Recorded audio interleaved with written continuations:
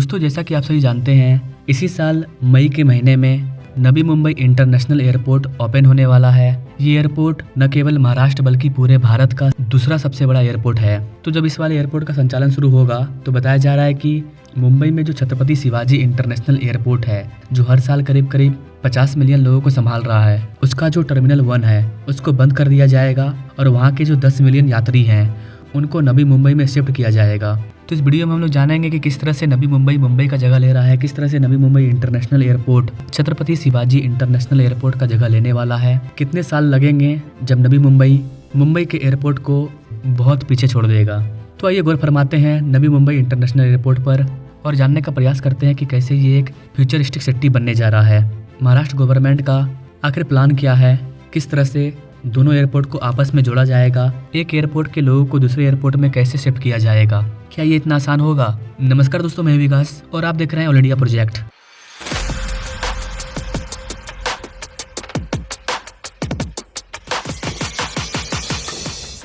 Now directly come to the point. मई के अंत में जब नवी मुंबई एयरपोर्ट का संचालन शुरू होगा तो यात्रियों के सामने एक स्पष्ट विकल्प होगा। क्या उन्हें नया एयरपोर्ट चुनना चाहिए या मुंबई में मौजूदा एयरपोर्ट का इस्तेमाल जारी रखना चाहिए? हालांकि एक दशक के भीतर यह विकल्प कम स्पष्ट हो जाएगा क्योंकि नवी मुंबई एयरपोर्ट अग्रणी हो जाएगा।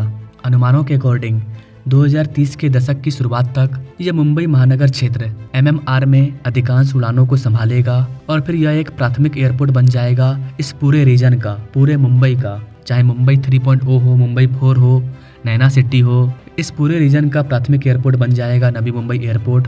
जबकि मुंबई एयरपोर्ट एक द्वितीयक भूमिका निभाएगा। ऐसा नहीं है कि वो एयरपोर्ट बंद हो जाएगा, उस वाले एयरपोर्ट को भी और आगे बढ़ाया जाएगा।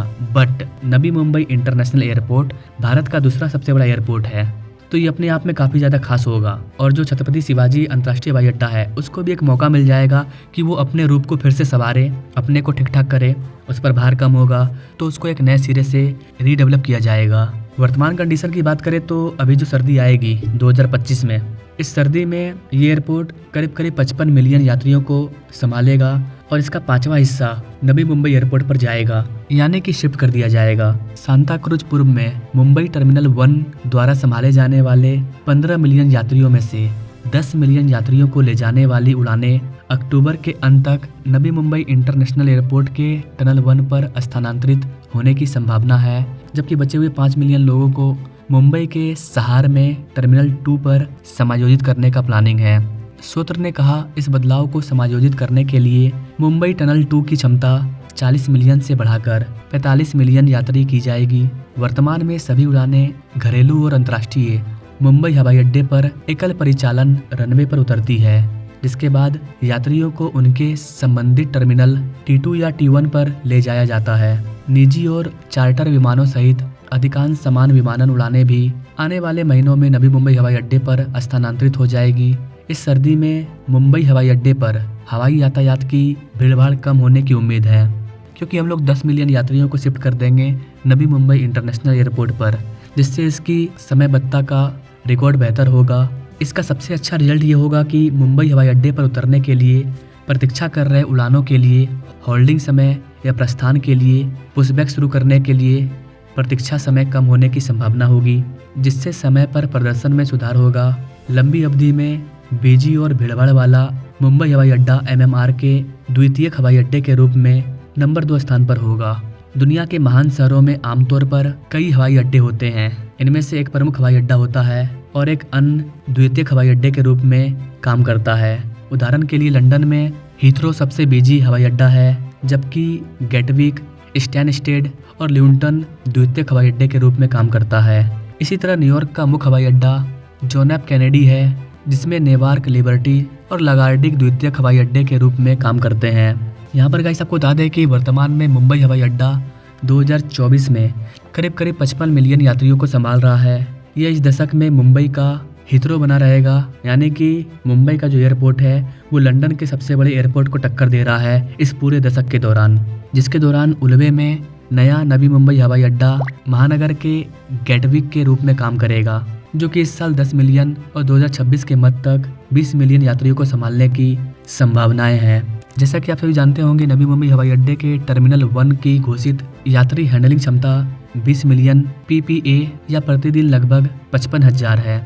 मतलब आप आसान भाषा में ये समझो कि नवी मुंबई अंतर्राष्ट्रीय हवाई अड्डा का जो टर्मिनल 1 है वो 20 मिलियन यात्रियों को संभालेगा 2026 तक, और 2029 तक इसका जो टर्मिनल 2 स्टार्ट होगा वो 30 मिलियन यात्रियों को संभालेगा। अधिकारियों ने कहा कि 2026 और 2029 के बीच मुंबई का टर्मिनल 2 और नवी मुंबई का टर्मिनल 1 इनका विस्तार उनकी घोषित क्षमताओं से अधिक किया जाएगा ताकि यात्री यातायात वृद्धि को संभाला जा सके। देखिएगा, इस नवी मुंबई इंटरनेशनल एयरपोर्ट हो चाहे फिर जेवर एयरपोर्ट हो, ये अभी बस स्टार्ट हो रहे हैं। इनका फर्स्ट फेज ओपन हो रहा है, इसका टर्मिनल 1 ओपन हो रहा है, लेकिन इनमें और भी टर्मिनल को बनाया जाना है।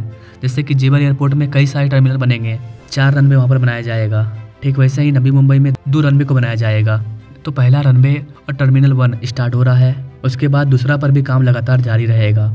इतना स्पेस यहाँ पर छोड़ा गया है कि फ्यूचर में और भी ज़्यादा टर्मिनल भवन को जोड़ा जा सके और एयरपोर्ट की कैपेसिटी को बढ़ाया जा सके। यानी कि आने वाले कई वर्षों तक ये दोनों एयरपोर्ट, भारत का सबसे बड़ा एयरपोर्ट और भारत का दूसरा सबसे बड़ा एयरपोर्ट, दोनों निर्माण स्थल के रूप में बने रहेंगे और यहाँ से यात्रा भी चालू हो चुकी होगी। नवी मुंबई में अगले दशक में इसके 2860 एकड़ के क्षेत्र में काम आगे बढ़ेगा। भीड़भाड़ वाले मुंबई हवाई अड्डे को नवी मुंबई हवाई अड्डे के विकास के साथ तालमेल बिठाने में संघर्ष करना पड़ेगा और 2030 तक दोनों हवाई अड्डे 50 से 55 मिलियन PPA को संभालेंगे और कड़ी प्रतिस्पर्धा करेंगे, यानी दोनों में कंपटीशन चलेगा। लेकिन जैसा कि नवी मुंबई हवाई अड्डे का विस्तार जारी है, 2032 तक भूमिका उलट जाएगी।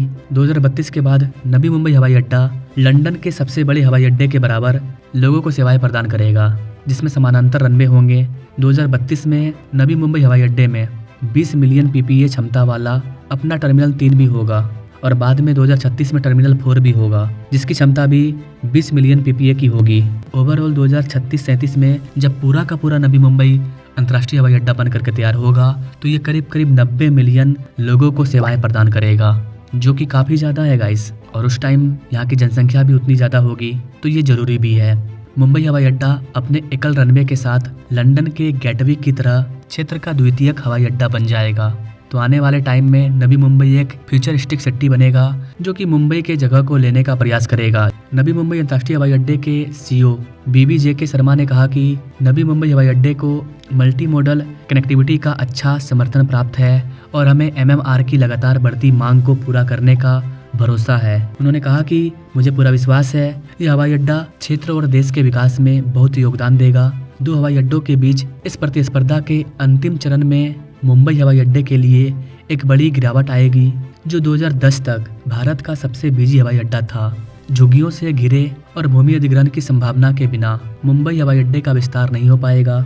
बुनियादी ढांचा की कमी के कारण इसके विकास में बाधा उत्पन्न होने के कारण दिल्ली हवाई अड्डे ने देश के हवाई अड्डों में शीर्ष स्थान प्राप्त करने के लिए इसे पीछे छोड़ दिया है। एक ऐसा स्थान जिस पर राष्ट्रीय राजधानी क्षेत्र का कब्जा जारी रहेगा। जैसा कि मैंने आपको बताया, जो जेवर एयरपोर्ट है वो भारत का सबसे बड़ा एयरपोर्ट होगा, जिसकी कैपेसिटी मुंबई एयरपोर्ट और नवी मुंबई एयरपोर्ट दोनों से ज़्यादा होगी। उसकी कहानी कुछ और ही है, उस पर मैंने वीडियो अपलोड किया है, सामने वीडियो शो होगा, आप उसे देख सकते हैं। इसके अलावा अभी उस वाले एयरपोर्ट पर मैं एक और लेटेस्ट अपडेट लाने वाला हूँ कि गाजियाबाद, ग्रेटर नोएडा इन लोगों को अब दिल्ली के IGI एयरपोर्ट पर जाने की जरूरत नहीं है। अब वो घर के बगल वाले एयरपोर्ट में जाएंगे और देश के हर एक कोने में पहुंच जाएंगे।